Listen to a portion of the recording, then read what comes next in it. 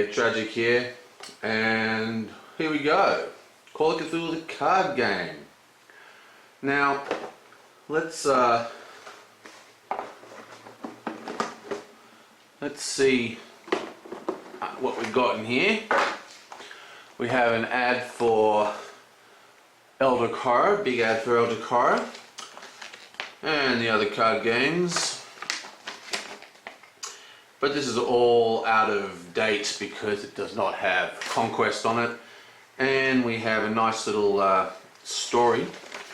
I'm really hoping that Conquest uses the same idea of having these great little short stories. I'll read that later. And here we go. So let's check this out. One's for me to read from. This one goes over here, and this one is for you guys to look at. So, Call of Cthulhu, in my opinion, one of the best of the LCGs. Absolutely brilliant game. It's a little hard for new players to get into, but the box expansions are kind of doing it. I'll talk about that a little bit later if people would like. I have a theory about the box expansions. Okay, so let's get this set up. Okay, so as you know, this is the Syndicate faction box. Now, this is Syndicate here. They have a number of specialities. They have unique ones, like being able to draw from the bottom of the deck. But I guess their real focus of late has been skill manipulation. So, let's get into this. Naomi O'Banion, which is the Irish gangster, kind of like Capone. 3, 2 skulls, an investigation, and 4 skill. Wow, that is a lot of skill for a 3-drop. Oh well, power creep, you know, it's part of the thing. I actually have a theory about power creep in the expansion boxes. I'll tell you about that at the end. Ready Naomi O'Banion to choose and trigger a tactic event card in any discard pile, then put it on the bottom of the owner's deck.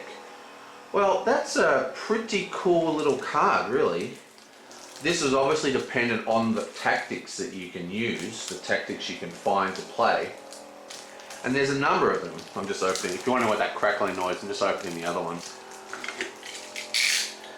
Being able to play them from your opponent's decks is an interesting, if meh, kind of ability. I'm not a big fan of card effects that, you know, require things from your opponent. You know, you don't want to rely on your opponent for things. But it is a nice little touch.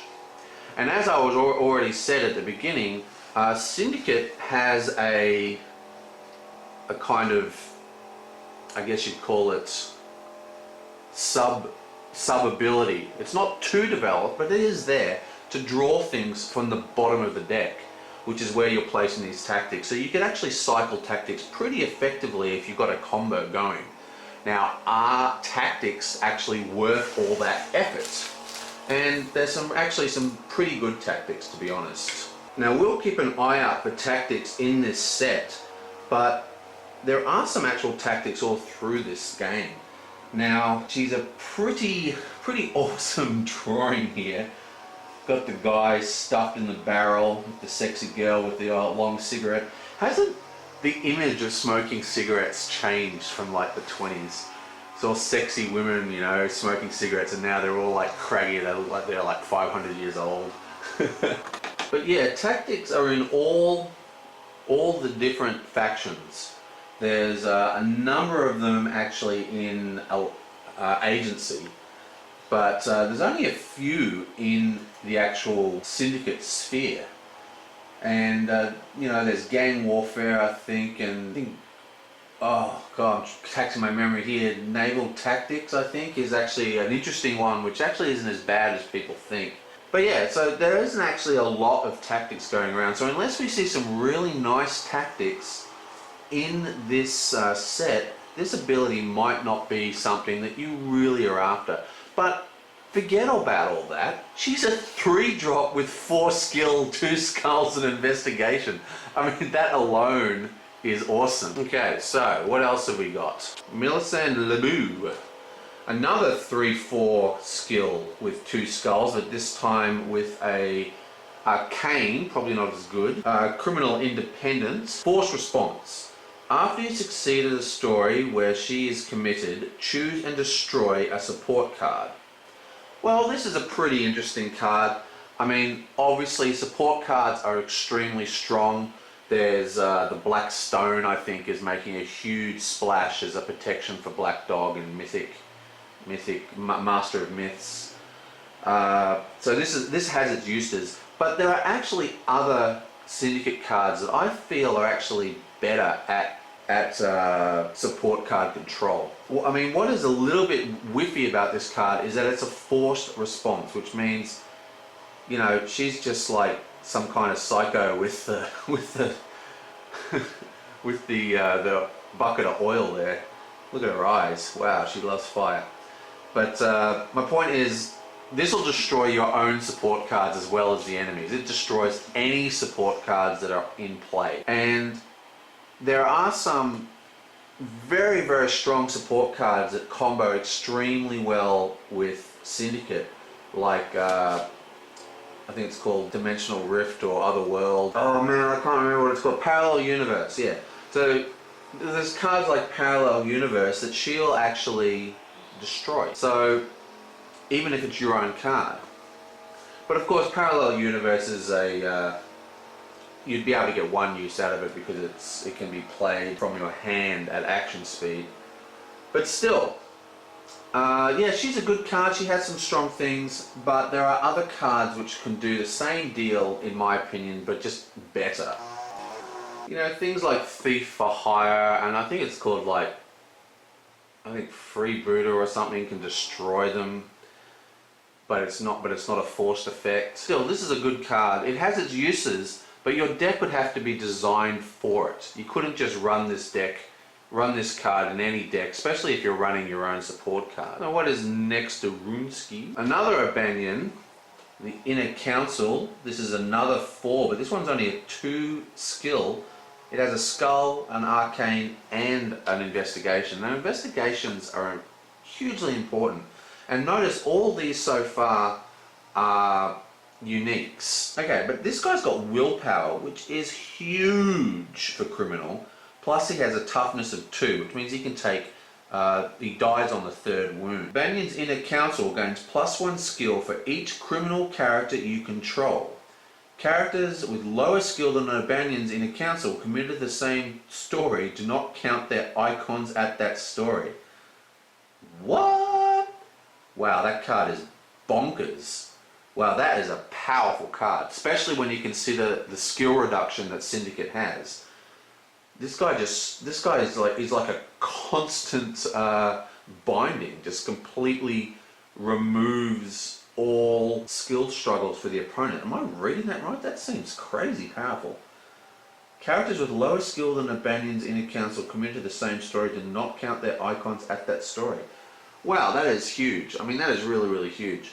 Now, mind you, he has some problems. I mean, obviously he's got the toughness and the willpower, which is awesome.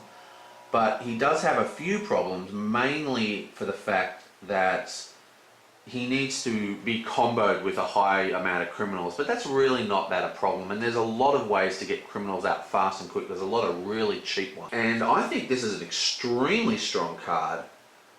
Especially when you start comboing it with some of the skill reduction that this set will have. I mean, it's got to have it because it's criminal.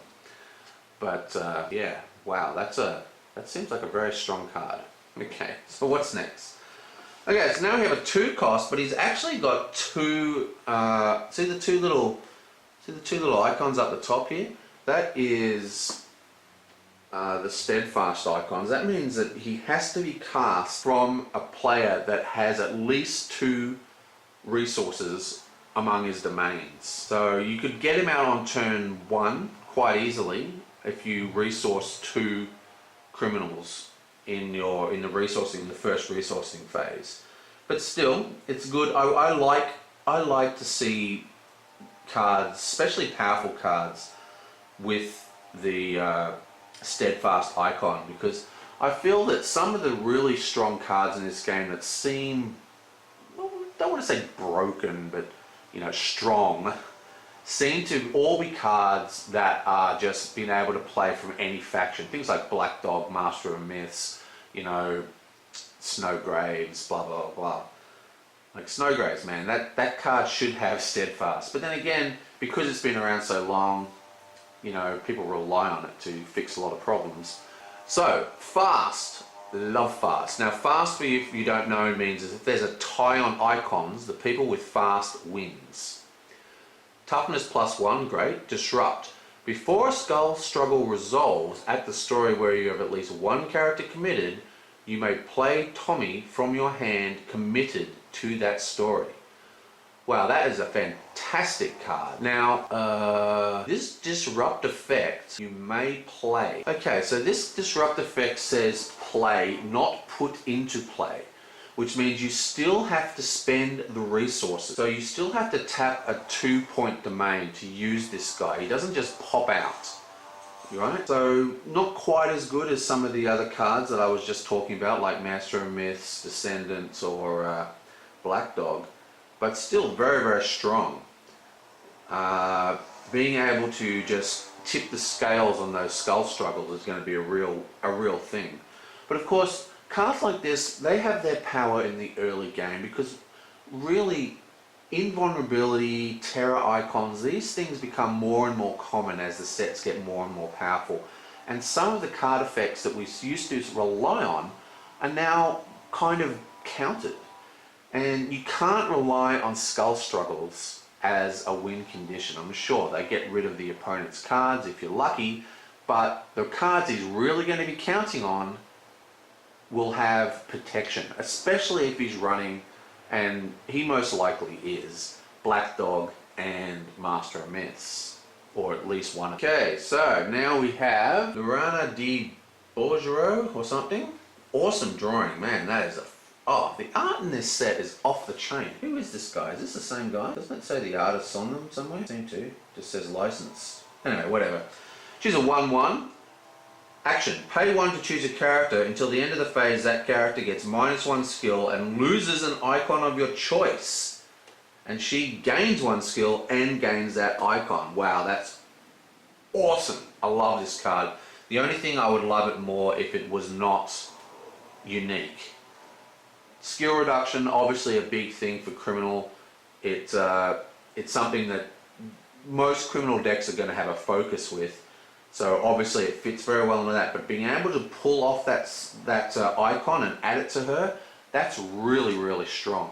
Icon manipulation, I would argue, is probably one of the strongest effects in Call of Cthulhu. Manipulating the story's icon, the order of the resolution of the icons, or the icons on the cards themselves. Because this is a game that's, I mean, some people dislike this about the game, but this is a game about calculation, calculating all the things, getting all your options. Okay, I'm fine to attack. And then it's a game about pulling out your tricks. And that's what makes this game so incredibly fun for me, because it's all about disrupting the other person and, you know, these great synergistic combos that can come out as a surprise. And while this one is sort of known, if you know what I mean, like it comes into the action phase, so you'd probably want to be casting this after everybody's committed. So you commit, they commit, then there's an action phase, and you can do your thing. But still, I think this is a very, very strong card, and I love that it's a 1-drop. 1-drops are just always good. You know, people look down on the 1-drops because they're not as exciting, but look at this guy. It's a 1-drop, great defender. They put out, you know, a lot of cards they could put out, this would be able to deal with, especially in the early way. Like this card, I think this is a very cool card. But again, early game kind of thing. Oops, I don't want to get my decks mixed up. There we go. There we go, there we go, and there we go. Okay, so now Jacob Finnegan, back on the Irish Mafia still. A 1/3, no icons. Force response. When you succeeded a story with Jacob Finnegan is committed, add an additional success token to that story. Force response. When you do not succeed in the story with Jacob Finnegan is committed, put him at the bottom of his owner's deck. Okay, so this is a good one. Again, I love the art, the street urchin running from the weird monster thing. This is an interesting card. Adding extra resource tokens is always a good thing. He's got 3 skill, a 1-drop with 3 skill. That is pretty amazing. Now, what does when you succeed at a story mean? Okay? What does that actually mean? It means when you place any token on the story as like an investigation token. 3 skill, 1 drop, turn 1 with the possibility of playing sometimes, 1 or 2 other characters, especially if you've got someone like this out, then, bang. You go in, you win, you get an extra thing, great early rush card, 3 skill for 1 drop, that's a no-brainer, that's going in my deck. Awesome card. Okay, so what else have we got coming out of the Syndicate? Henry Knoll. Still in the uniques. They're not skimping on the uniques here. A double Arcane. Arcane, as you probably noticed, is a little bit rarer in Syndicate. Response. When you ready Henry Knoll, look at the skill on these cards. This one's 3, a 2/3 skill drop. That's bonkers. When you ready Henry Knoll, choose a character. Until the end of the turn, that character gets -1 skill and gains the text. If this character has 0 skill, it is destroyed. Wow. Awesome card. Again, awesome. This, Syndicate is all about skill reduction. I've talked about that. We're going to see skill reduction again and again and again. 0 cost, 0 skill, and the target's destroyed. That is really powerful for this faction. Really powerful. And remember, there is a whole heap of untapped Syndicate cards. Can't remember his name. I think it's a Banyan Crony or something. You tap him and he adds some icons and untaps any criminal character. So there's a little combo I can see right there. So you can go bam bam, do it like 2 or 3 times, you've got a couple of them out because the Crony is not unique. So yeah, I mean that is a strong card. And remember, skill reduction 0 destroy, that'll work on anything. Old ones, things with invulnerability. Very strong, very strong. Love it. I love it. Okay, what else have we got here? Ooh, okay, Martin Herring. Another fast, great. Another 2-drop with 3 skill. The skill on these cards are through the roof. Play the top card of your deck revealed. Characters your opponent controls with the same cost as the top card of your deck cannot commit to the same story as Martin Herring. Okay, so this is another theme inside Syndicate, which is gambling. You might have noticed the whole thing is sort of set around the Clover Club, which is a gambling establishment, kind of like a speakeasy or whatever. And this is another card in that series. Now, I'm not a big fan of gambling cards. I don't really like the randomness of it. You can't rely on it, Plus you're showing them what cards you've got in what I would say would be a fairly little gain. But still, I guess one of the most popular decks at the moment is the Miskatonic matchups or the Yog-Sothoth matchups, which do have a lot of low costs, which you could use this card for. I'm unsure about how well. This is the kind of card that you would need to run to really see how it works, but my gut's telling me, meh, I'm not too interested in it. It is a 2-drop with 3 skill, which is always good, and it has an investigation icon, so that alone is pretty awesome. But the revealing of your card, this is the kind of card that when it is working, it's really going to annoy your opponents because they can't remove cards from the top of your deck usually. I mean, there are ways, but interesting card. There are a number of cards that trigger off the top of the deck, allow you to do things with revealed cards, especially in Yog. So, could be a matchup there. Either way, this is looking to me like a card that, I don't know. I'm just not a big fan of gambling cards. But then again, I said that about Peter Clover, because he is a kind of gamblish kind of card as well, same kind of thing. And he is awesome. I mean, like, he is a fantastic card, and I totally wrote him off for the same reasons, as in I don't like random sort of these betting kind of cards. So I'm not going to make that same mistake again. I don't know, this card doesn't really appeal to me, but I'm going to run him and give it a go. Because, you know, Peter Clover is a bomb, and I thought that guy was crap, so there you go. Okay, Isaac Miles. 2 cost. This print's a little off kilter. How annoying. 2, I don't know if it's that one. This one's a little to the right. Anyway, whatever. 2 cost, Arcane and Investigation, awesome. 3 skill again, it's just amazing. The skill is off the chain in this set. When a character card would be put into the discard pile, put it on the bottom of its owner's deck instead. Okay, so I like this card. There is a problem, in inverted commas, that people go on about with the Yithian deck, Yithian Mill especially. It's a hard deck to run. It takes a bit of a skill to run it because there's a lot you have to remember. You know, because basically it works by having all this stuff in the discard pile where it's safe from effects, but all their effects can be triggered. It uses event things. It can be shut down pretty heavily with Snowgraze because of the new FAQ ruling on how events work from the graveyard. But even so, people have been using Syndicate as a way to handle the Yithian decks. There's, what's it called? Specimen bags, and you know, there's all these cards that are Specimen Chamber, I think, is in Shubby, but there's all these cards that can trap. Instead, it forces the opponent to not be able to fill up his graveyard, which is what those decks designed to do, fill up the graveyard. Now, the problem is the key cards to those decks are actually events, not characters. I mean, the characters are cool, but it's really the events that are causing most of the headaches. So while this guy does seem pretty cool, yeah.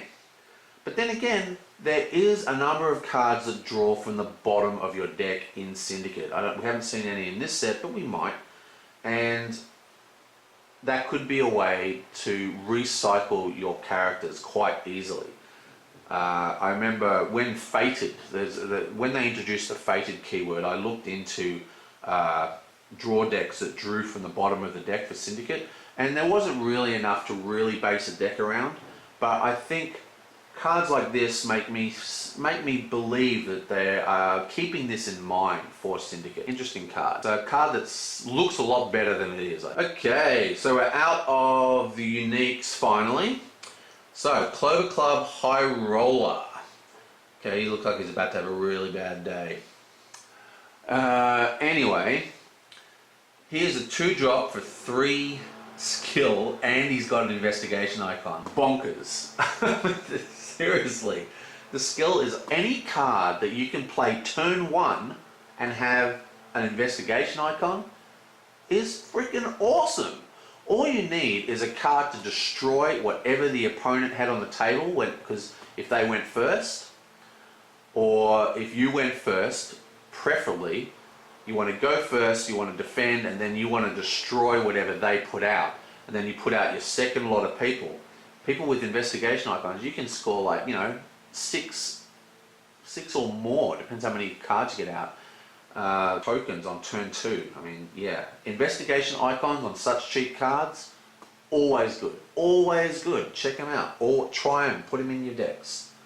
Response. After you succeed in a story where the Clover Club High Roller is committed, that just means placing any icon, any success token, wound the High Roller and add a success token to that story. Interesting. So he's self-sacrificing. I'm not sure. Is a second success token the possibility of putting 4 success tokens turn 2 on a single story with this guy worth killing him and basically playing him like a really slow event that people can see coming?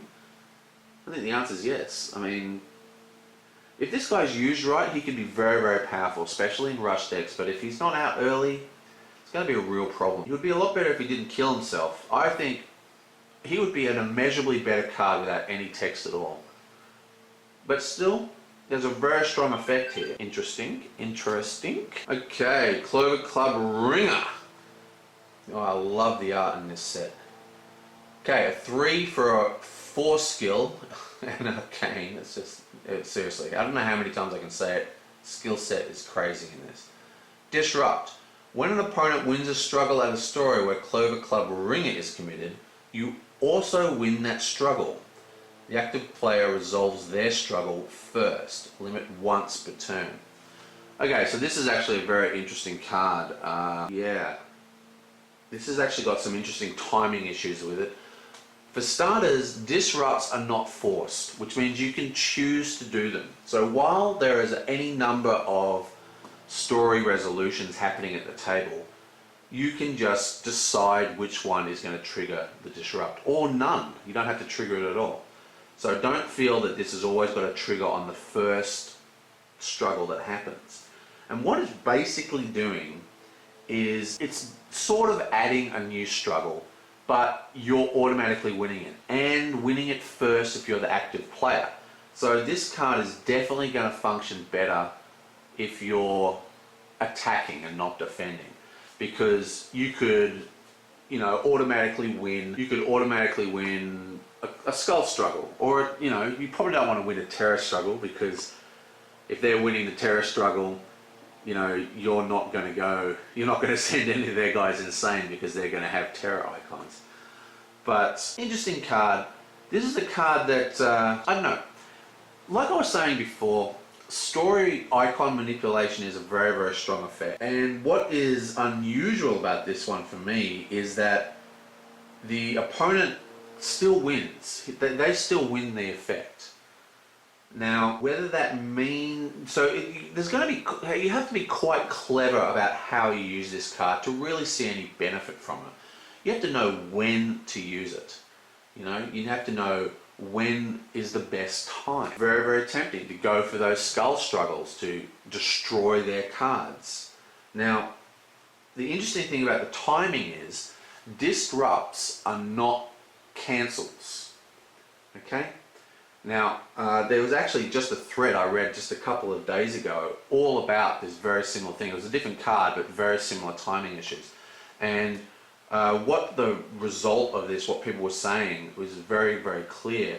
I'm just going to paraphrase, and they're basically saying that disrupts aren't cancels. The only reason people associate them with cancels is that sometimes, the way disrupts work is that they resolve before the trigger that triggered them. So say you drew a card, right? No, that's a bad example. Say you committed to a story, I don't know, whatever. So say I click my fingers, right? And boom, click my fingers. Oh, can you see that? Whatever. I click my fingers and I have a card that says, disrupt clicking fingers.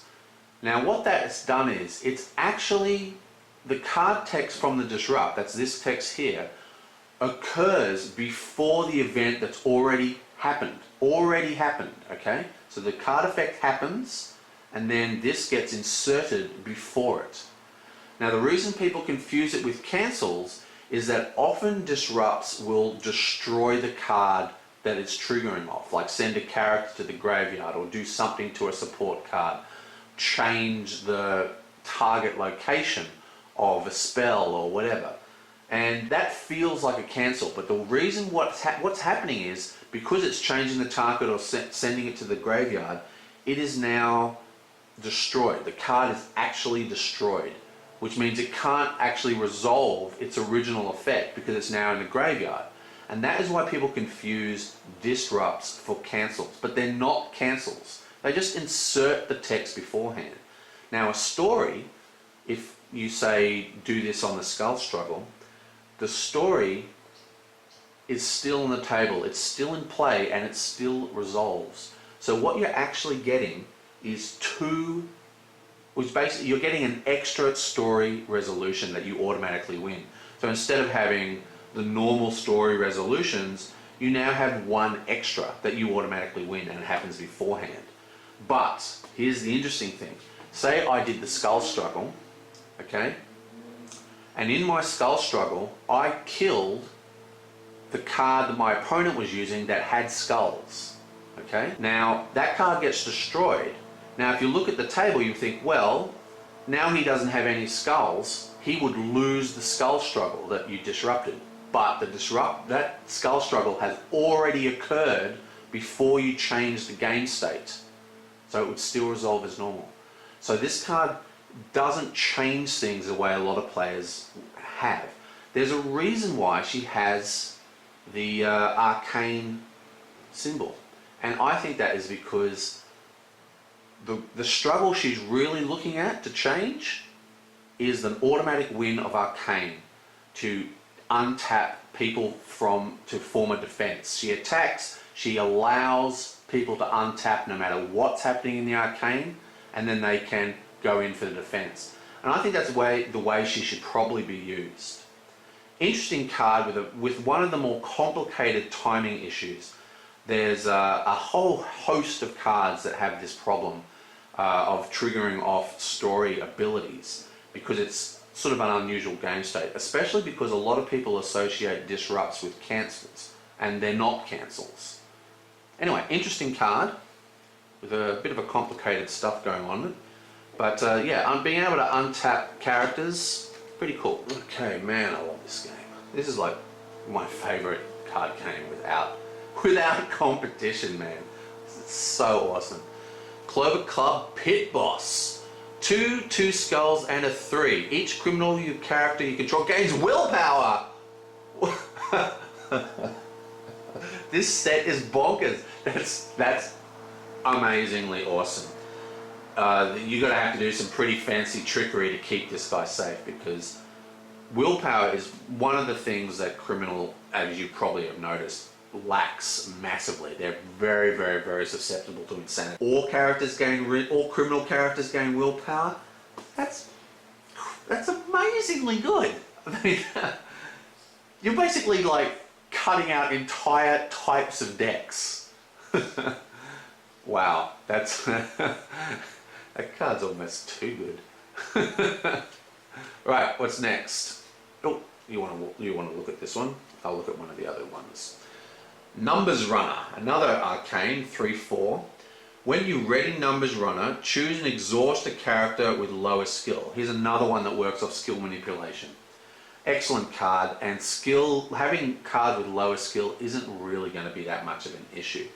The thing is, when are you going to use this guy? Obviously, you'll do it during your turn, you know. The thing is, he has the arcane icons. You don't want to ready him, because remember, when you win the arcane struggle, you can ready any of your characters that are in that story. Okay, not just the one that has the arcane icons. So you don't want to ready him. You want him to ready at the beginning of your turn, so you can tap whoever he's got as defense. If you ready him at the end of the story phase, you know, during the struggle when he untaps and all that, they're just going to untap, their character's just going to untap during their refresh phase. So he has a little bit of a trick to his use, but it's a pretty strong card. He is not unique. Having 3 of these on the table, and there is a whole host of character denial abilities in this game where you basically stop the other player's board from being able to function. And this is another one in that repertoire. Quite strong, and the 4 skill does not hurt at all, because remember, if you win skill, you get to place an icon, no matter what. And if you're not placing icons through skill, even without skill manipulation, you're doing something wrong with this deck, because I cannot believe how high the skill is on some of these cards. Crazy. Okay, so what have you got next? The 4 guy. Awesome. Okay, he's a criminal. Disrupt. When a struggle at a story would resolve, sacrifice 4 guy to cancel the results of each struggle you would lose at that story until the end of the phase. If this guy's not in your deck, there is definitely something wrong. That's amazing. It's a 1-drop. Okay. So it's a stalling card. Might win the struggles. You got this guy out. You got some of those cheap 1-drops. You know. Stealing icons, whatever, and you can just go, well, fine. You can sack this guy at any time and just make the stories null. I mean, that is strong. That is seriously strong. But you only cancel the ones you lose. That is it's crazy. It is worth noting that the skill test is not a struggle. Okay, so what else we got? Marine Salvager. Okay, it's a 2 skull 2. Action. Exhaust Marine Salvager and pay X to choose a support card in any player's discard pile. Then put that support card into play under your control. X is the cost, the printed cost. Okay, this is an interesting card. I think this is a very, very strong card. Now, what is interesting is most cards in Call of Cthulhu don't require payment based on faction. Like, I mean, you got to use the faction to play them. But once they're on the table, it's just pay 1 or pay 2 or something like that. Which means you can take control of people's attachments and use them, which is unusual in card games. So this guy's strong. I mean, he combos pretty nicely with that chick right at the beginning of the game, right at the beginning of the set. I don't know what was her name. This chick here, no, this chick with the mad, the mad chick with the fire can, the gas can. That's I love that drawing. Anyway, so yeah, he combos pretty nicely with that dudette, or whatever you call it. Yeah, this is a strong card. Stealing other people's stuff is not only satisfying, it pisses the hell out of your opponent, which is extra cool. Yeah, I like this card. I don't know, this is a good card, but this is one of those cards where, see, the thing is, this game is so focused on, you know, having strong combos and gaining your win conditions and organising your defence because you have to defend against various things, that, you know, this could be a real problem. But I tell you what, man, using this guy to snatch the festival out of someone's discard pile after they're sacrificing all their stuff, all their domain resources, that would be the dream. Anyway, so Marine Salvager, not a bad card. Not too impressive, but not bad. Wow, 2 cost, 4 skill, fast, with an investigation icon. Okay, rush decks. The rush deck is here. This is there's got to be a Syndicate rush deck somewhere around. When night is night. This actually doesn't set it to night. It's just while it's night. Response. After you've seeded the story where cat burglar was committed, search the top 5 cards of your opponent's deck for a support card and put it into play under your control. Shuffling remaining cards. Okay, well, wow, that's awesome. I love it. But you need a night trigger. And what that means is there's various cards will have something written on it like night is night or day is day. And that basically sets a global modifier to the game of night or day. And I think it's a little underused. It's been beefed up a little recently, but you know, I reckon they should add snow and like a whole bunch of different things. I mean, there are snow cards, but it's not the same. So what happens is, while the game is set tonight, this guy has a text ability. While it's not, all he has is fast and freaking 4 skill and an investigation icon. So you will need a trigger to trigger night to get the full use out of this guy. And the night cards can be pretty big. The night cards can be pretty complicated to use because often when the transition between night and day occurs, it destroys all the other cards. So when it goes to day, all the night cards get destroyed. And when you go to night, all the day cards gets destroyed. Interesting card. You know what I would love to see actually? An eclipse card where it's night and day at the same time. That'd be awesome. Okay, so, interesting card. What happens to the other shuffle the remaining cards back in the owner's deck? Okay, so you don't get any peeks at this card. Okay, Crooked Attorney, 2/4, Villainous. Okay, Villainous is... Okay, here you go, day. It is day. Destroy all night cards as an example of exactly what I'm talking about. Each criminal character you control gains an arcane and plus skill. Okay, so this guy comes down, he's an independent, so he doesn't, you know, do himself. But still, 2 drop for 4 skill is bonkers. Now, Villainous, there's also Heroic. And there's actually a Syndicate card, I can't remember what he's called, is a character that allows you to have heroic and villainous on this table at the same time. But the way it works is that you cannot have villainous characters and heroic characters on the table. You can have them in your deck, but just not on the table. So this has a pretty heavy restriction on it by making it villainous. It's going to really dictate the kind of decks it can go into, as well as the fact that it's a day as day card. So, yeah, but still, +1 skill to everyone on the table who's a criminal. Pretty good. Not bad, not bad. Hatchet Man. Oh, he's hacking the hell out of that Bayaki. Okay, response. After Hatchet Man commits to a story, choose a struggle at that story. Count the total skill of all participating characters instead of the icons to determine the winner of that struggle. Holy, what the? It's like a parallel universe or a Dr. Lee, but like in a 2-drop. Am I reading that correctly? After the Hatchet Man commits to the story, choose a struggle at the story, count the total skill. Oh, wow. Okay, so one of the strongest cards in Criminal is a guy called Lee, like Lopan. I always think of him as Lopan, but he's not named Lopan. And what he does is, see how this has no see how this has no icons? This guy's got no icons. What it's saying is that you use the skill of not only this card, but all the guys. So say you had this guy and this guy committed at the same story. That's 4, 5, 6, 7 skill at the story. What this card is doing is that it's saying that every single guy at this, you know, this guy and this guy both have 7 of every single icon. Now there's Lopan does this, Parallel Universe does this. These are very powerful effects, especially for skill reduction. So what it's basically saying is that if you have higher skill, you win every struggle. That's the upshot of this.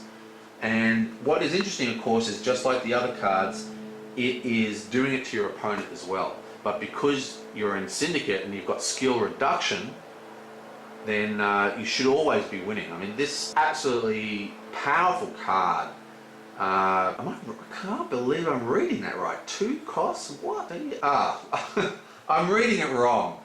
Okay, all that stuff I said is true, except you choose an individual struggle at that story.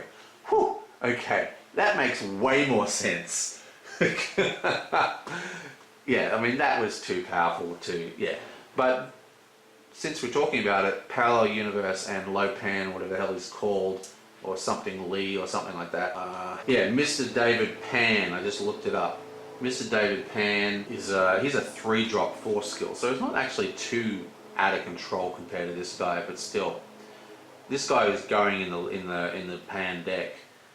So he's only up for 1 struggle, so that's not nearly as good as I thought it was, but it's still pretty good and very strong. Whew.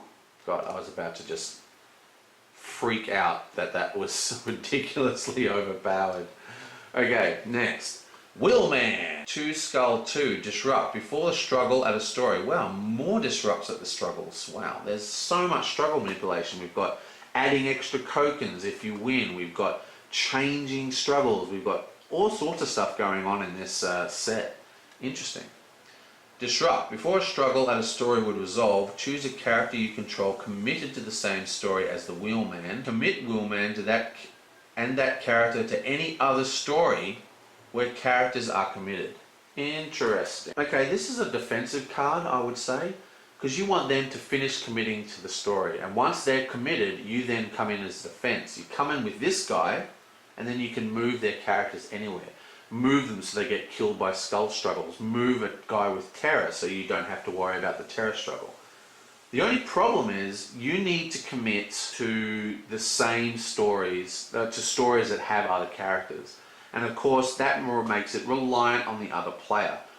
They can play around, they can really reduce the power of this guy by playing only one story at a time, you know, so there's not multiple characters committed, because you can only defend ones that are already there.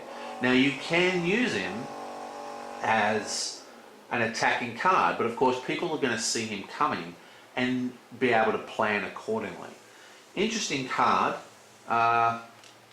Not 100% sure on that one, but it seems pretty good. Okay, so what have we got here? The Clover Club itself. First location. Okay, so this is loyal for starters. Now loyal means that you can only use Syndicate resources to pay for it. So if you have like a 10 domain, which you never will, but if you had 10 things in domain but only one Syndicate, you can't play it.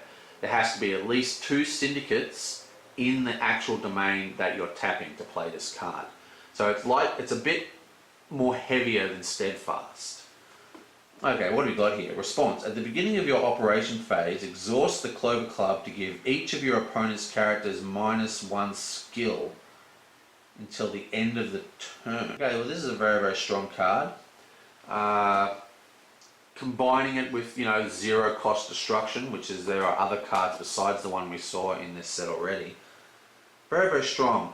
Drawback is that the response can't be triggered manually. It actually only goes at the beginning of the operations phase, your operation phase. So you can't do any fancy tricks by untapping this. Now -1 skill is obviously fairly strong, especially because it's across the board.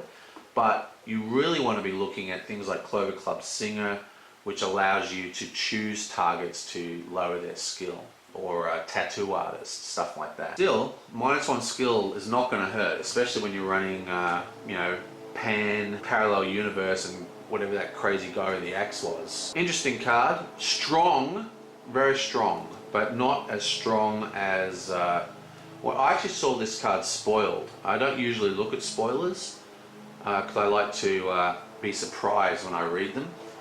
And I think it translates into the videos better now that I do videos.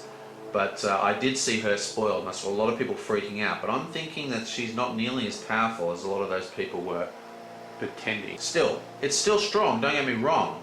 But the restriction, or the weight, I call it, the weight of the card only triggering during your own operations phase is actually quite heavy. Okay, so here we go, a 0 cost Danny O'Brien's office. Now, see the little icon up the top? That is a Steadfast icon, and we talked about this already.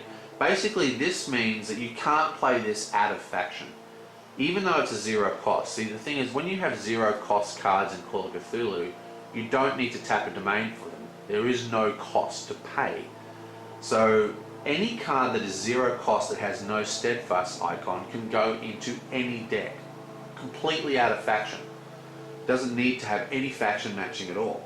But because this is Steadfast, it's saying that you have to have at least 1 Syndicate card in one of your domains to be able to play this card at all, which is good. I think it should be used more often. Okay, it's another location. Now locations are relatively weak. There's quite a lot of location destruction.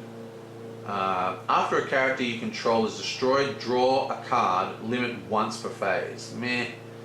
Drawing a card's always good, but card draw isn't a huge problem in Call of Cthulhu as it is. You're drawing 2 every turn for starters. Mind you, you've got a resource 1, or you should probably. But limit once per phase is pretty harsh. Not sure I like this card that much. Okay, what have we got now? Under Cover of Darkness. Attached to a story, Night is Night, destroy your day cards. Your Syndicate characters committed to this story while exhausted. This is an interesting card. So this attaches to an actual story.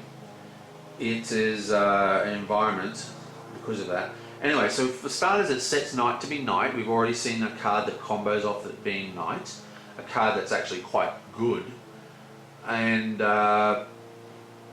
what this does is it allows...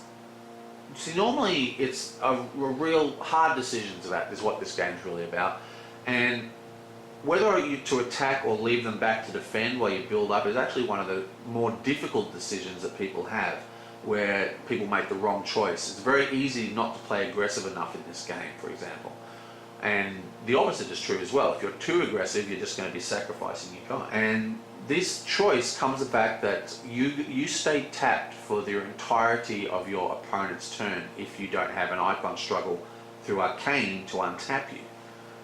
So what this leads to is, well, cards like this, I guess, where you can play this, and even if you're tapped, you can still commit to the story in defense. You can commit to the story in attack even. And don't just instantly think defense. there is a whole host of cards that trigger by tapping. But now you can, it used to be all about, well, if I trigger this ability, then I can't commit to the story, and there was a choice there, not with this card. This card is actually quite a strong card, I think.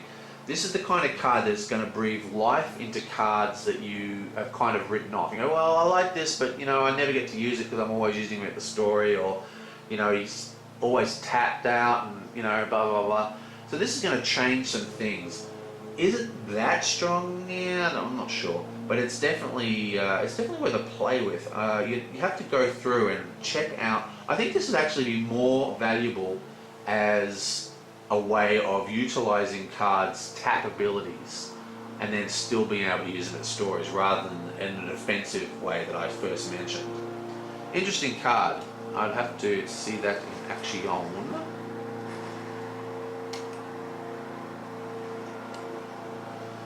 Okay, House Advantage. Oh, the cheats. It's a condition. If you control only Syndicate cards, House Advantage is immune to your opponent's card's effects.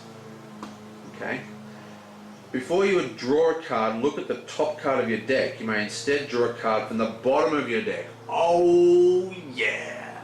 Okay, for starters, the weight of it being mono sucks. I don't like that at all. One of the things about this game is that the dual faction decks are really supreme, and that's where a lot of the greatness of this game comes from the mixing of factions. But it's interesting to note that control just means characters and support cards that are in play. So you could maybe have a Syndicate mixed with Yog and have all these amazing Yog spells and other event cards, and they would never count as a card you control. But yeah, look at this disrupt effect. Before you draw a card, look at the top of your deck. You may instead draw from the bottom of your deck. Now, this is an interesting trick. I don't think this is ever going to become like, you know, the kind of card that changes the game completely. You know, it's probably not going to be a power card, but I think this would make a really fun deck. And I'm actually going to try and, remember I said ages ago, these videos are so long with these deluxe expansions. Maybe I should release them in sections, what do you think? But anyway, whatever. Remember ages ago I said that I tried to make a draw deck that was focusing on drawing from the bottom of the card after the bottom of the deck after the fate cards came out, and it never really got off the ground. I really couldn't find enough ways to reliably draw. But well, here it is. This is the card that fixes that. So that deck might be seeing a revival. I'm gonna check that out. A Sapaloony. Okay, so city map. It's an item. Exhaust city map to search the top 5 cards of your deck for a tactic card and add it to your hand. Put the rest of the cards at the bottom of your deck in any order. Meh. We've already been through this. There is only a few tactic cards. I mean, some of them are good, don't get me wrong, but they're not like amazing. They're not the kind of cards you just go, oh, I wish I could play this 20 times in the one game. Interesting.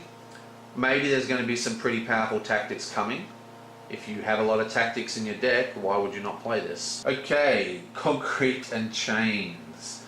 Attachment item. Attached to a character. Attached character gets -1 skill for every success token on concrete and change.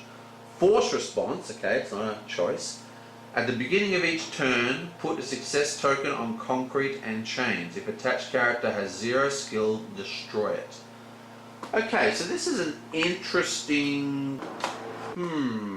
I don't know, this card looks a lot better than it is. Basically, this is another complex timing issue, and there is a lot of this in this game. CSC, it's an old game, it's you know, an old CCG, so it doesn't have some of the streamlining that you see in modern games.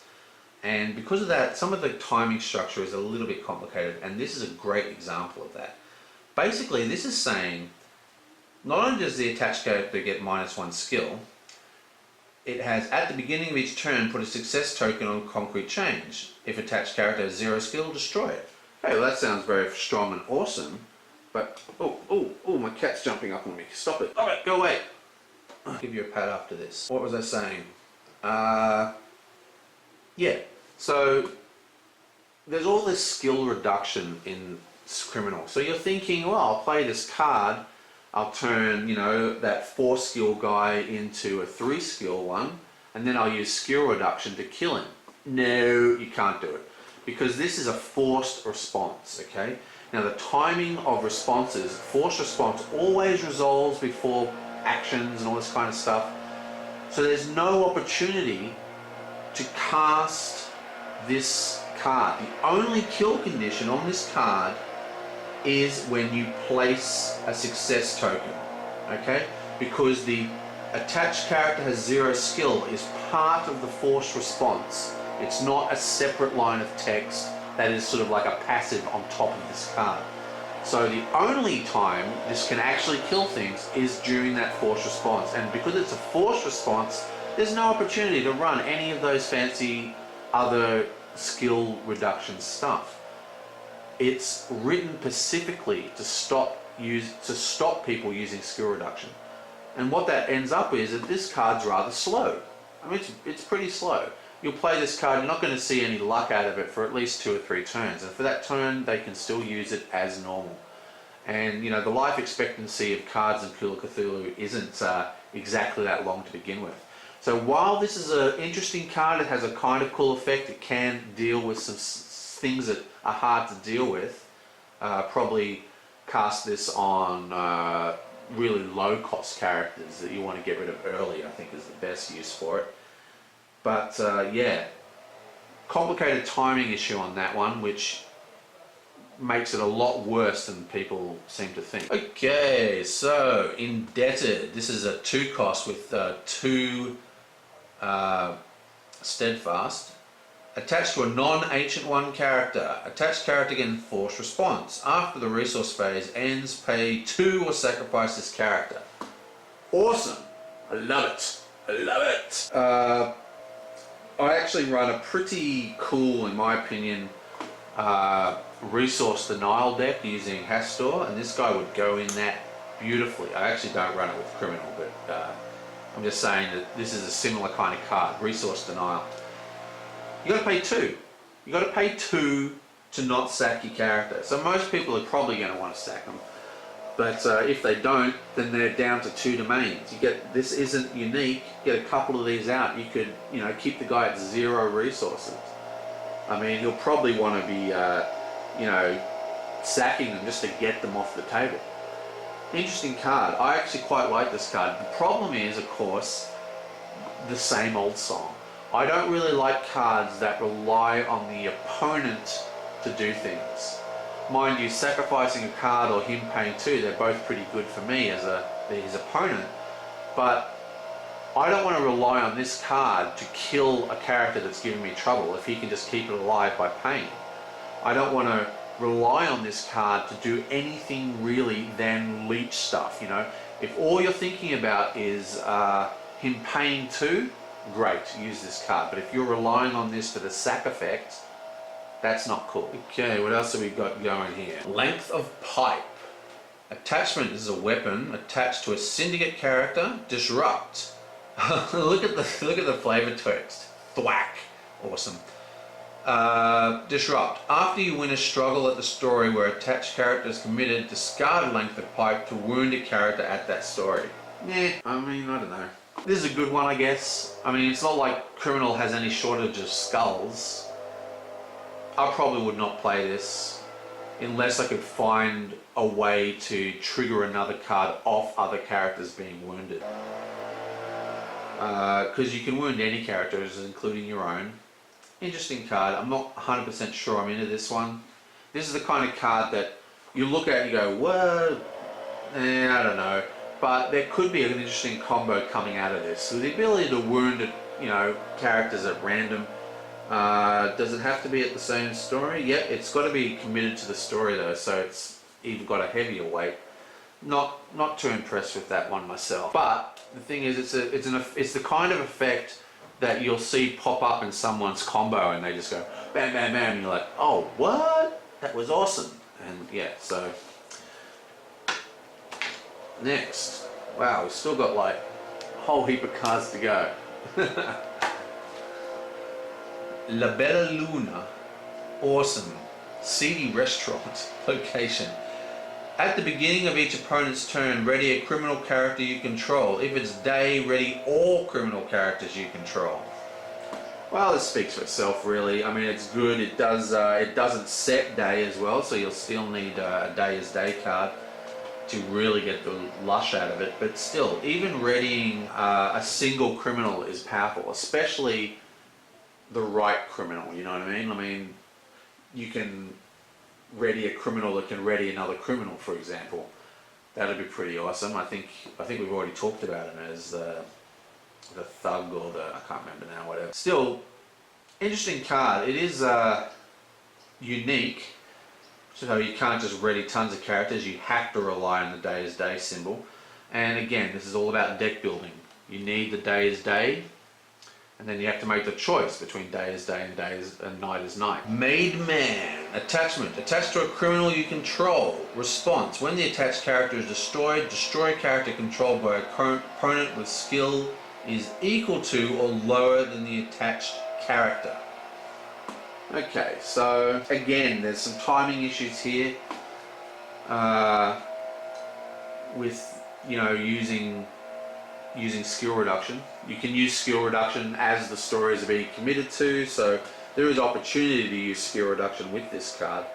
But even so, I don't know. This has some interesting properties. What I like about it is that the attachment itself does not get destroyed, and it doesn't actually destroy the character. Oh no, the character has to be destroyed for it to work. Still, with some skill reduction and this guy, you know, out, you might be able to remove some pretty heavy threats, especially because you've got skill characters in this set for like 3 that have like 4 skill, or 2 with a, you know, 3 skill. So it won't be too hard to win those skill struggles. So if you have a 4 cost character, right? A 4 skill character with this card on it, you only need to drop a character's skill by 2. You can take out old ones for that. It's actually pretty strong now I'm thinking of it. But it does require a little bit of comboing to get working. Interesting card. I'm actually going to play with. I have to play with that one to really see its power, but not bad. Okay, Immurant. I can't pronounce that. Whatever. Action. Drain a domain you control with the most resources to choose a support card or a non-ancient one character an opponent controls. That card's owner attaches it to the domain of his choice as a resource. Interesting event. This is a tactic. So this can be used a number of ways. Obviously it can mana accelerate yourself, but it can also destroy support cards for the opponent. But at the same time, you're mana accelerating them then, and you do have to drain your highest cost domain, which isn't too much of a problem because Syndicate has actually quite low resourcing costs. Interesting. This is an interesting card. It doesn't really do a lot for me, but I do love the fact that it can remove, like some support cards are so crazy. I mean, they're just insane. There's a new Cthulhu one, I think, which allows you to search your deck for like any card you want. I think it's actually in this set, and it's just crazy. So yeah, I mean, I don't know. There would have to be a pretty powerful deck with support cards in my meta to use this as an offensive thing. Using it as as a mana accelerator for myself, I can see that as a little more viable. But again, you know, you're paying your most expensive domain and you're paying for the support card to go out in the first place. I mean, that's really slowing your deck down. Yeah, I'm not a big. This one doesn't really do much for me, to be honest. Okay, so what else have we got? Okay, on the lamb. Action. Choose a non-ancient one character. That card cannot be readied or exhausted until the beginning of your next turn. Limit once per turn. Interesting card. Yeah, this is a good card. A good way to slow them down, especially in the early game, or you know, some kind of big chunky dude later on. Yeah, there's nothing really wrong with this card. It just doesn't seem to jump out at me. And the thing is, the 50 card deck restriction, and there's so many cards in Cthulhu that it's really getting to the point where the card has to have some pretty funky stuff to be considered. Right. Oh, I need a drink. It's getting a sore voice, all this talking. My God. Wow, 3 steadfast, relocate. Each player removes all resources attached to their domains, then attaches them one at a time to a domain he controls with the fewest resources attached. If multiple domains are tied for the fewest, all are legal choices. Then gain a domain and attach relocate to it as a resource. Wow, there's a lot of stuff going on in this card. Am I an idiot? Does this card make sense? Each player removes all resources attached to their domains, okay? So no domains have resources at all. Then attach them one at a time to the domain he controls with the fewest resources attached. So every single domain has no resources, so none of them has more resources than the next. Then if multiple domains are tied for the fewest, all are legal choices. So, what does this mean? I'm confused about this card. I need to get some help on it.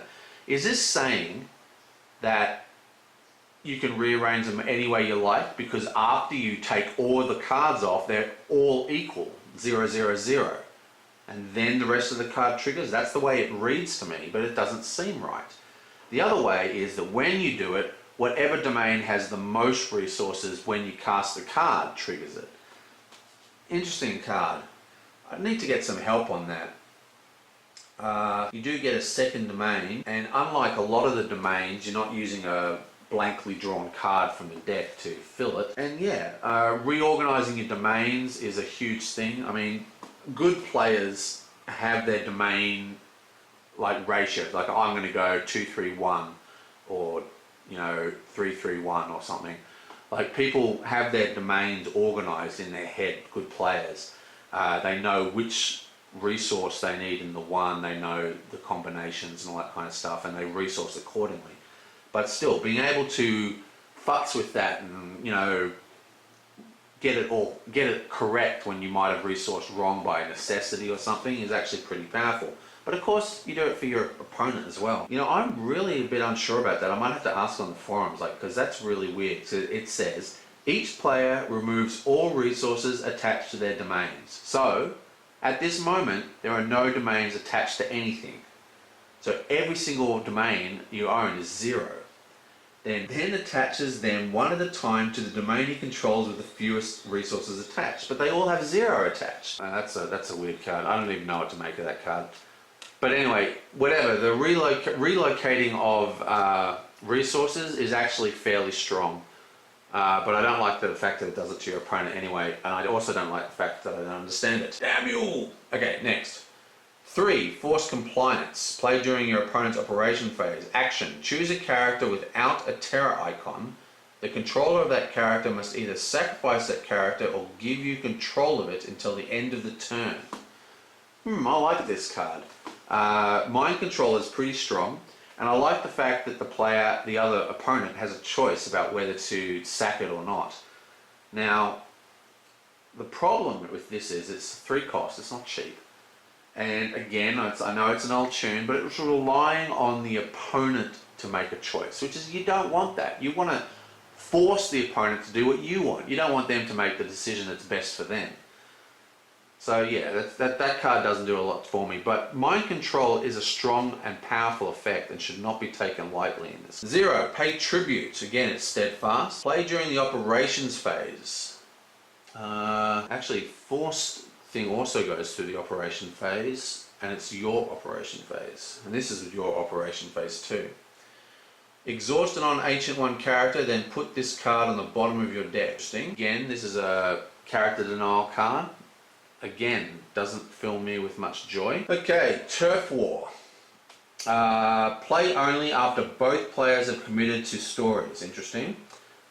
Action. Each player chooses and sacrifices a character committed to each story where both players have characters committed. Okay, I like this card. This is an interesting card.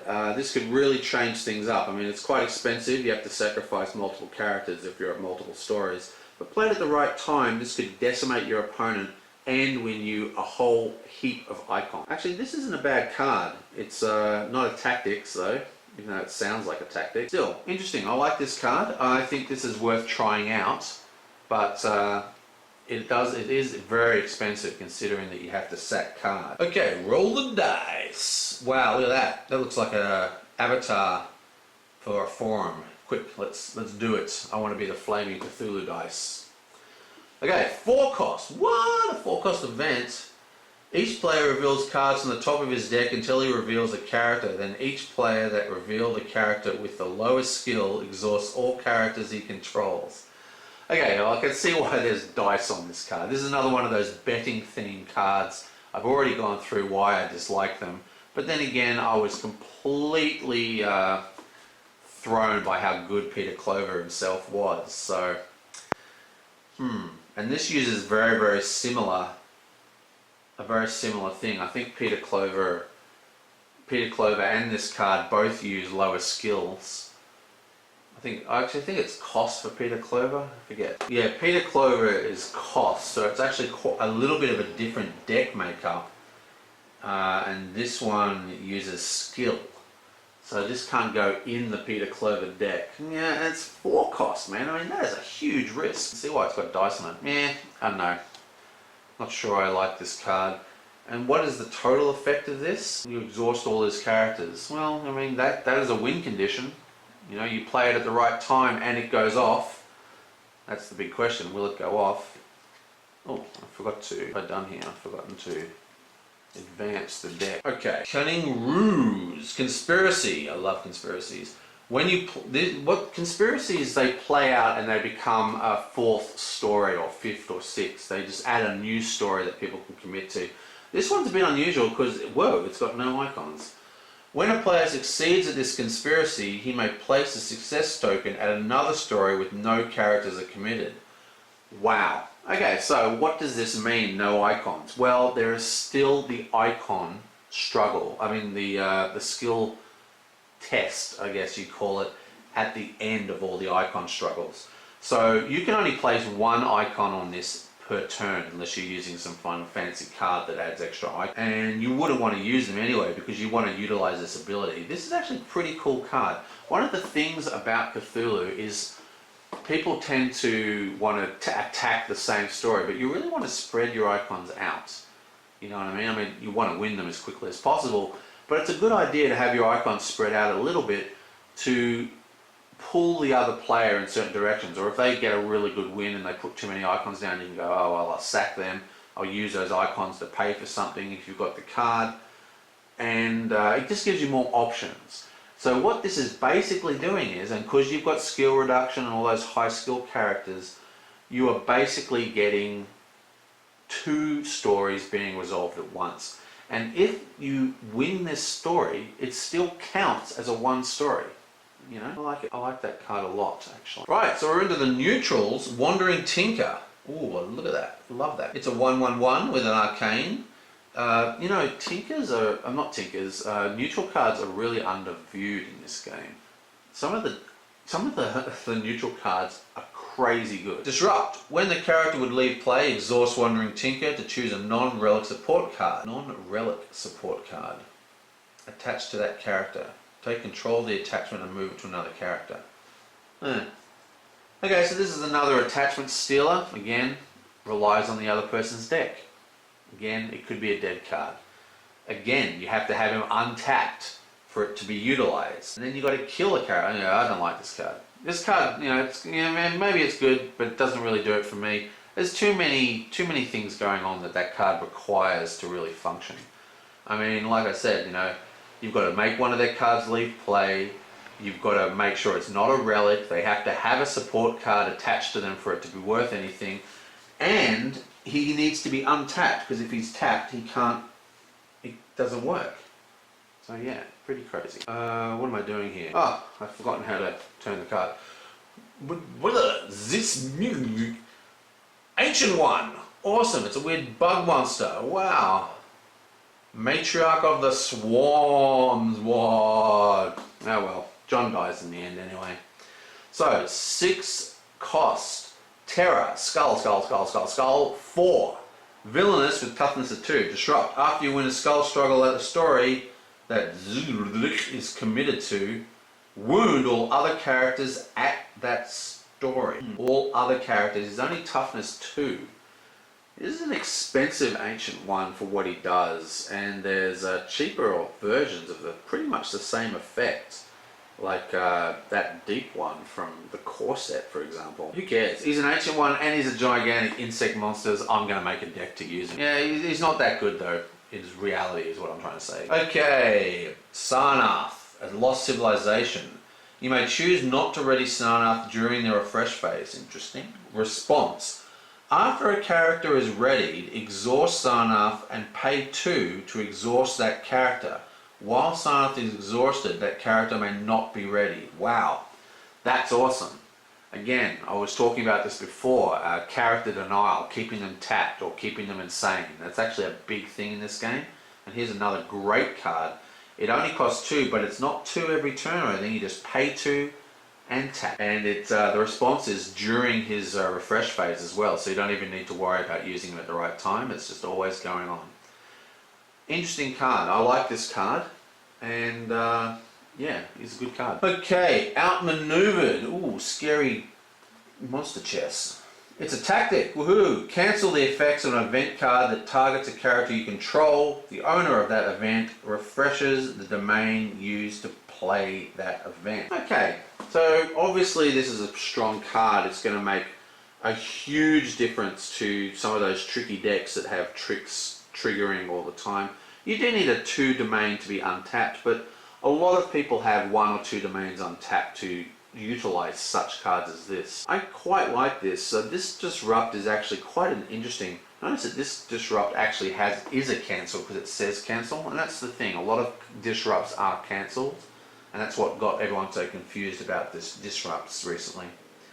But yeah, I like that this card. I like what this card does, and I think this is the kind of card that's going to throw a spanner in people's works. A lot of people who run complicated decks that have a lot of interacting abilities, they rely on these tricks, and this just shuts that down. So that's pretty cool. I like that card. In fact, I know a player that I would like to play that card against. Okay, so now we're into the off-faction ones. Special Agent Callahan. He is a agency who we have not seen yet. I guess he's the next human one. Hopefully we're going to have Hastur next. But anyway, Special Agent Callahan, he's a loyal and he's heroic and he's got toughness 1 and he's unique. If Special Agent Callahan is committed to the same story where an opponent has a criminal character committed, he gains Skull and he gains Investigation and Fast. Okay, so this is a great sounding card, but again, what if they don't have criminals? Well, he's a 2 cost, a 2 skill with a Skull and Investigation. That's not too shabby. And he does have toughness 1. Having a toughness 1 as a 2-drop is pretty cool. Yeah, he is loyal though, so he's a little bit harder to get out turn 1. Yeah, I don't think he's that good. Too many weights on that guy for my taste. And you know, by now you know what I think of conditional cards that require the other player to do stuff. Here's another tactic, Deep Undercover. Choose a character and name a subtype on the opponent's card. Until the end of that phase, that character with that... choose a character and name a subtype on an opponent's card. Until the end of the phases, that character gains that subtype in vulnerability and willpower. Okay, this is an interesting card. So what you do... So yeah, say I cast it on this guy here. He would instantly gain vulnerability and willpower, which are keywords, not subtype. See how this guy says government? That is a subtype. This one says tactics. That is a subtype. And then you can choose any card on your opponent's side and gain that subtype. Why would you want to do this? I mean, there could be situations. There's always, you know, exceptions. There's always something you can do with anything. But your deck should be around your own subtypes. I mean, who knows what subtypes they've got. Oh, wow, I'm suddenly a deep one. Who cares? Do I have anything that combos with deep ones? I don't think so. I'm running Agency. Well, Agency actually does run pretty well with Cthulhu, but my point is that, yeah, meh, that's a big meh. I don't like either of those Agency cards. Agency really needs some major buffing in my opinion. Okay, Robert Friendly, the disgruntled dock worker. Okay, so he's a 3/3, he's got the Terror of the Skull and the Arcane, that's all good. and he's villainous. Remember we talked about villainous before. You can't have villainous and heroic on the same table, on the same side of the table. Each government and investigator character committed to the same story as Robert Friendly loses all investigation icons. Okay, so government is obviously usually agency cards, and investigator is usually well, there's agency, there's also Miskatonic. I don't know. Here's a 3 cost for Terra Skull and an Arcane. Again, this is the kind of card that, do I have room in my deck for a card that doesn't have the kind of utility that I'm used to? You know, I mean, sure, it's not a bad card, but there are other 3 costs that I could probably get that will be able to make combos, make some synergy. This does have synergy, but it's linked to your opponent, and I know I'm sounding like a broken record here, but I hate that. I think it's a bad move. Okay, and now we have another tactic. Looks like everyone's going to get a character and a tactic. All the characters for the off factions have been unique so far. Tactic: calculated mutation. Play during the story phase after you've committed characters to stories. Change any number of arcane icons on characters you control into icons of a single type. Okay, well that's actually pretty cool. That's actually, I quite like that one. This is exactly the kind of card I was talking about. A little tricky card that you can play. You can play it after characters are committed. There is an action window. This is just saying you have to play it during that time, but you probably want to play it that time at any rate. Not quite sure. That text shouldn't really be there. It doesn't need to be there. It should be the player's decision. I can't see why would you want to do it before. Anyway, whatever. The point is, it's a trick. People go, they make all their calculations and go, well, I'm fine, you know, I've got the terror, I've got the skull struggle sorted or whatever. And you go, well, actually, see those three icons of Arcane? Well, they're actually skulls. Sorry, wounded character. Not bad. I actually quite like this card. As I was saying at the beginning, icon manipulation and story struggle manipulation are some of the strongest effects in the game. Okay, Jeff Harlson. Okay, so he's 2, he's got 2 arcanes and it's a 1. So these are normal kind of looking skill levels instead of being like 4 and 3. Okay, action. He's an artist lunatic, awesome. Action. During your opponent's phase drive. What? There you go. I'm great at reading cards. During your operations phase, drive Jess Harson insane to look at your opponent's hand. You may choose and play an event card from his hand, ignoring all costs. Wow, that's actually pretty cool. And this is the kind of thing that Hastur is turning into.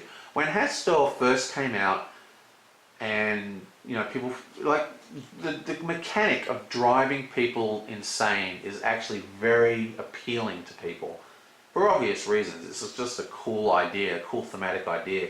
But the thing is, as the game evolved and, you know, terror icons making you immune and all these things, it's actually quite hard to use insanity in an offensive way to drive them insane and, you know, doing things because they're insane and can't block or defend or whatever. So the focus of Hastur is kind of moving towards driving your own characters insane to give you effects. And I think this is a much better way of going about it. You know, you've got all these crazy people on your side. I still think it works very well thematically. And yeah, if agency needs a buff, then Hastur needs a buff as well. I think Hastur is arguably one of the most fun, in inverted commas, factions for Call of Cthulhu. Like, everybody loves the insanity mechanic, but it's really underdeveloped. You can't use it the way people want to, and the more than the better. Now, I like this. Of course, you know, what is more interesting about this card is that you get to see their hand rather than getting to play their events. Now, why is that particularly good? Well, because like I said, this game is all about tricks and, you know, cool little synergies and funky stuff going on. So knowing that they've got blah blah that they can play in the event phase or whatever is really cool. I mean, that's a powerful effect. Still, I don't know. I actually really like this guy. I think he's awesome. Yeah, Jeff the man. Well, you can't even see him. For that whole time I was talking, you can't even see him. I might edit it so I did that at the beginning. Anyway, I'm getting tired. These sets are so long. Okay, and for their tactic, disrupt. Cancel the effects of a character card just triggered. Then drive that character insane if able. Okay, so this is a cancel effect that's always strong. Driving it insane is kind of cool, but you know, like I said, there's lots of cards that are immune to insanity. But still, there's many cards that aren't. I mean, this would be, you know, oh, alternative historian, I'm going to shut you down. Lots of very cool things go. This is an interesting card. I like this card. Unfortunately, I don't know. Like I said, insanity, driving other people's cards insane is actually a lot harder. This is a pretty cool card. I like this card as well. They're two pretty good ones, especially the first one for Hastur. Okay, now we have another one, Elijah Conrad. 3/3, 2 investigation icons and an arcane. Yes, please. Response. After he enters play, put a location support card into play from either your discard pile or your hand. Yeah, Miskatonic, they don't need any good cards. God, they've got nothing going for them. Look, do I need to talk about this card? 2 investigation struggles, 3/3, and an arcane, and a free card play from your hand or your discard pile. Freaking awesome! Way good. Way good. Okay, strategic planning. Here's the tactic. Choose a student or faculty character you control. That character gains willpower and invulnerability and does not exhaust to commit to stories until the end of the turn. Okay, why is that interesting? Well, obviously, you know, they get invulnerability and they get willpower, but they also get to use their tap ability. If you look through, there's a number of characters in, you know, Miskatonic that will tap to activate some kind of ability. And this is basically saying that you can commit to the story without tapping and then get to use their tap ability as well. Of course, most tap abilities are about manipulating the story phase, so there might not be that many opportunities to use this that effectively. You'd really have to go through all your Miskatonic characters and find out what tap effects are actually, you know, worth having a card slot used to play them and attach them to the story. Interesting card. There's some cool stuff going on in this card, but I don't think it's particularly powerful. It's not like that other card, that's for sure. Okay, so here we have Bill Strauss. Oh, awesome. He's like a goat man. Okay, so he's a 3/2 terror. He looks pretty terrifying. Probably needs 2 terrors. And 2 skulls. He's a servitor and a cultist. Awesome. When Bill Strauss commits to a story, reveal the top card of your deck. If the revealed card is a character, add it to your hand, otherwise discard it. You know, I'm not a big fan of discarding cards in Call of Cthulhu, but you know, this could be cool. Especially if you're running, you know, Dark Ones or something like Dark Young or something like that, which, you know, they're all about having lots of them on the table and bringing them back from the discard pile. But the thing is, Cthulhu, the decks are so tight. It's very, like, out of a lot of games, you know, you've got choices to whittle your deck down, but I find the choices to whittle down the Cthulhu decks to be extremely difficult. And then you end up with every single card being a good card that you don't want to get rid of, which makes the resourcing really hard when you play. And to that end, I've never really liked discard effects in this game, unless you can play things from your graveyard or get them out some way. Because all your cards in your deck are good. There's no dead cards in this game. Still, like I said, rushing, well, not so much rushing, but like, you know, mass characters is a sort of signature of Shub-Niggurath. So, yeah, he kind of fits into that. Wow, 3 steadfast, 0 cost. So it's pretty hard to play this turn 1. Play a character card with a cost 3 or lower from your hand. If that character is still in play at the end of the phase, sacrifice it. Awesome. Awesome card. This is the kind of card that can really do some tricky stuff. Bam, a card comes into play, it bounces out of play, you shockingly transform it into something big and juicy. There's all sorts of stuff that can go on with this card. I think this is a cool card. I need to play. I don't play Shub very much, so it's a bit hard for me to tell. But that definitely seems like the kind of card that can do some tricky combo-y kind of stuff with. Okay, last but not least. Oh wait, there's more cards. What am I talking about? There's Yog to go too. Joseph Meager or Meager. Criminal, government, and a lodge. Okay, so he's a 3/3 with a skull, an investigation, and an arcane. When he leaves play, destroy all artifact and ritual support cards that you control. Okay. When he commits to a story, search your deck for an artifact or ritual support card and put it into play and shuffle your deck. Okay, I like this card. Now, rituals are something that, you know, lodges had for a long time, and some of them are very good, but often people don't use them because they're kind of time dependent. You've got to do things to put success tokens on them, you know, feed the ritual, and when there's enough tokens, the ritual then triggers. So the big problem with rituals is that you can't get them out quick enough. You know, you've got to dig them out of your deck, and often when you put them into play, then you can't get the tokens on them, you know, so they're very slow and annoying. And so that's why a lot of them haven't really made a huge splash. But this guy, able to fish them out of your deck early, you can get them out fairly quick as well. This could be a way to utilize those rituals, and there's some really cool, strong rituals. The problem, of course, being that if he dies, the ritual gets destroyed, along with artifacts as well. But I guess he can also fetch artifacts, which is why. But either way, you know, you'd want to be able to trigger these rituals or use these artifacts very, very quickly. Now, I think he'd probably be better for fetching artifacts. There's a lot of artifacts that, you know, sacrifice character or when the character dies, you know, so he could come in, put an artifact on him, and then when he dies, the artifact gets destroyed anyway. Things like that. Okay, I'm back. I ran out of batteries.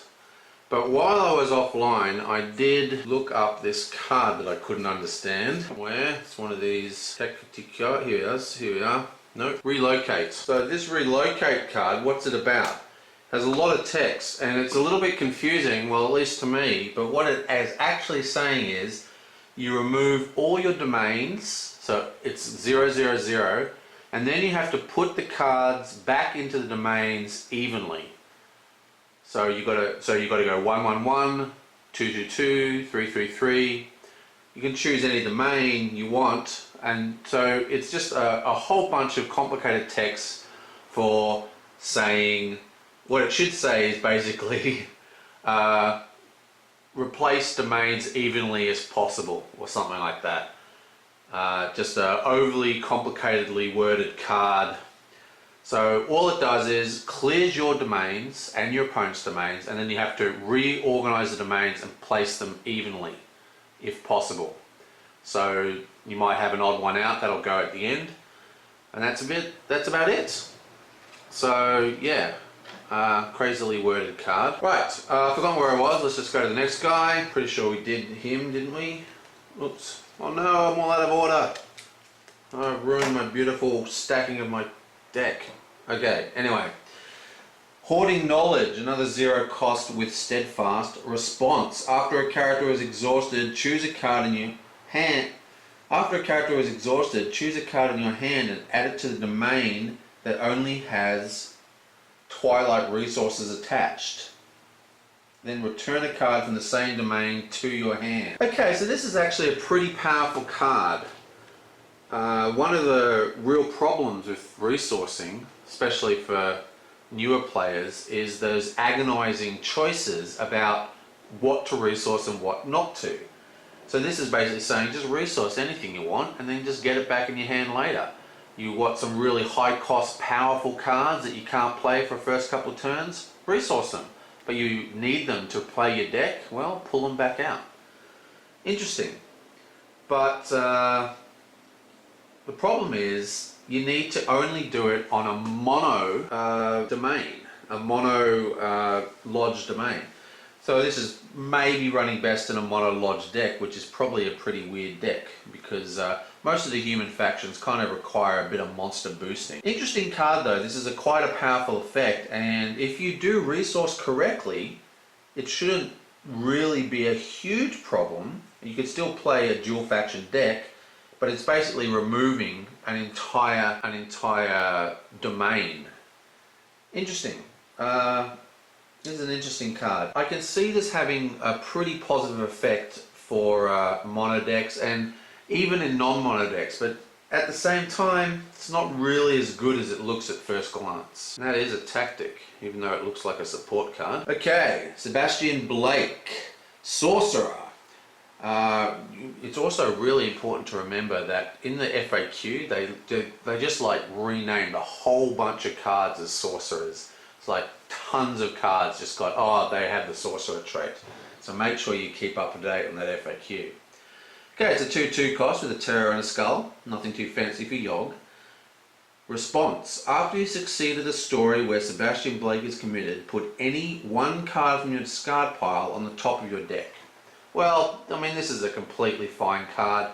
Yog recursion is actually a pretty common theme, and he would go quite nicely in a Yog recurring deck, so I see no reason not to play this man. He doesn't really have any huge amounts of downsides, except of course for the fact that you need to have a decent target to use as a response. So you need to actually build a deck and think, well, you know, what do I need to recur? Okay. And remember, recurring a card also means you're being almost forced to resource the card that you draw, because you draw the card this fetches from the discard pile and your other card, and then you want to resource the card, but you want to keep the card he fetches presumably, so you're kind of limiting your choices for resourcing. And finally, the last tactic, which is also a spell, which is important for Yog's ability. There's a lot of Yog cards that trigger off spells. Choose a character you control and a character your opponent controls. Those characters trade struggle icons until the end of the phase, then draw a card. Wow! Okay, now this is my kind of card. It manipulates icons, it screws up the opponent, you can play it as an event in action speed after characters are committed. Fantastic, and it replaces itself, which is just an awesome bonus. And it's a spell. Awesome, that's an awesome card. Mind Swap. Boom. Boom, and that's it. It almost got through the deck before the thing ran out. So, yes, you can see why games like Lord of the Rings expand so slowly. See, these guys get one expansion, it's like 120 cards. Lord of the Rings gets a deluxe expansion and they get 12 player cards. But anyway, let's have a look through and see if I can find my favourite cards and art.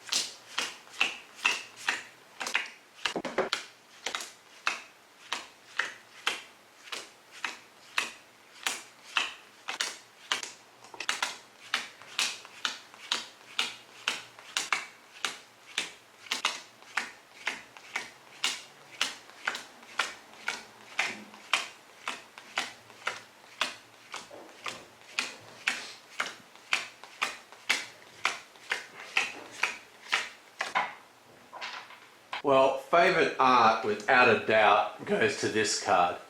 I just love the art of this card. Not only is it just an awesome, I don't know, it's just awesome. I just love it. Look at her face, man. Look at the glee in her eyes as she grabs that can to burn down all those all those support cards. It's awesome art. That's my favourite art. It's very, very hard to pick my favourite art. There's a lot of great ones. This art was a very close second. I might be biased because I'm male, but still awesome art in this set. There's all sorts of great art in this set. Now, favourite card is a really hard one to pick.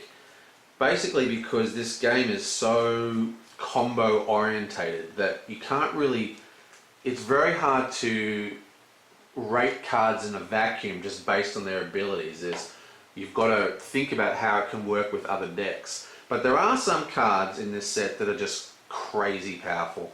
And this is one of them, and I think this is arguably one of the really good ones for this set, and it is the Clover Club Pit Boss. Each criminal character gains willpower. This is actually a huge effect, and he's very cheap. He's got some skulls, he's got a decent skill level. I mean, he is a powerful card. And what's good about this card is that he doesn't require a lot of new stuff.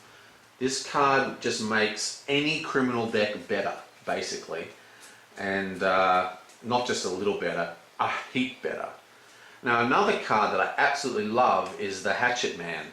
I actually run what is a fairly common deck, which is a skill-orientated deck, and it uses, Parallel Universe and Dr. Pan, whatever his name is. And this is just a fantastic card. Get it out early. You've got some really strong abilities to just completely crush those early events. I mean, early game situations where they've only got little guys down, and little guys are often.